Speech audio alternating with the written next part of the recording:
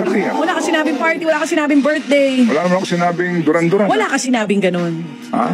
Tayo'y nag-uusap lamang dito. Mga sapantaha lamang ito. Kasi si Atty. Chris Ito yung mga what if lamang. Si attorney kasi bilang regulator. Oo, so para mo regulator sinabi, sila. pwede bang ang regulator, ang MIAA, pwede ba sila Atty. Chris, makiusap dito sa San Miguel Corporation? At sabihin nila, oy, mga bossing dyan, meron kaming gugulatin na bossing namin dito. Papaparty sana kami, pwede ba kayo na gumasta? Bawal yun. Bawal yun. That is not unethical.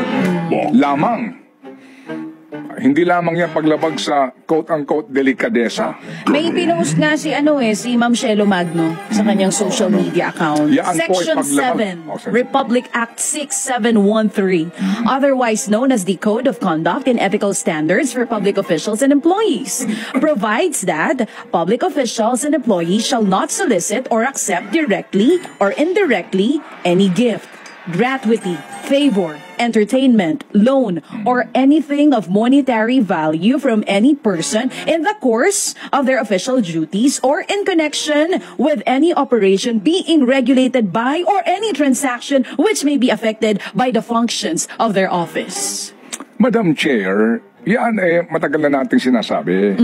Madam Chair. So sino tinutukoy niya? Meron ba? Wala siya tinukoy dito. Sino ba tinutukoy niya? Wala siyang tinukoy dito.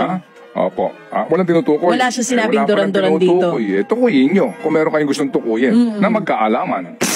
FM. True. So basically po, ito nga din sinasabi, kapag binabanggit mo na wala namang ginasta ang gobyerno at merong mga nagsasabi po na sila ang gumasta rito sa pribado, mga individual, sino-sino po sila?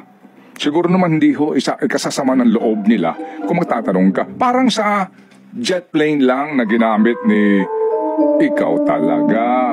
Diba? Ba't din sabihin ko sino? Ikaw talaga. Para natin masiguro na talagang itong taong ito na very, very generous, wala talagang transaksyon o anumang pong kontrata o anumang pong maaaring sabihin natin na conflict of interest sa gobyerno.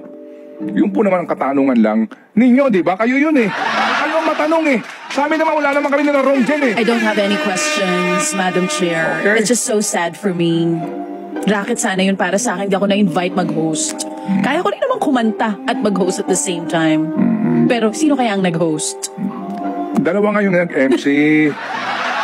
Ha? Yung nag-MC nga ay si regulator and deregulated. Oo. Oh, sige. Gusto mo na pangalan? Ayoko. Okay, good.